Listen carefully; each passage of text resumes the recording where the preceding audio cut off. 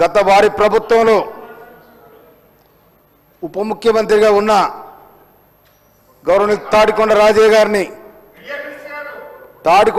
గారిని బర్తరపు ఎందుకు చేసిరో వాళ్ళు చెప్పాలి. ఎందుకు అకారణం, దానికి కారణం ఇంతవరకు చెప్పలే. నిండు సభలో మీరు ఆనాడు మంత్రులు ఉన్నారు, బర్తరపు ఎందుకు చేసిరో చెప్పాలి. ఆయన ఏం తప్పు చేసిండో కూడా మీరు ఇంతవరకు చెప్పలే. నిర్దోషంగా బర్తరపు చేశారు. ఆ తర్వాత కొప్రైశ్వర్ గారు మినిస్టర్ ఉంటే ఆయన మీరు అవమానపరిచారు. ఈ విధంగా ఇవాళ స్పీకర్ గారు ఉంటే స్పీకర్ గారు స్థానం ఆ సీట్లో ఎవరైనా కూర్చోవచ్చు, అది రాజ్యాంగం కల్పించినాకు. కానీ ఇవాళ ఒక దళిత స్పీకర్ ఉండని చెప్పి అంత హీనంగా మాట్లాడు ఏందండి ఇది?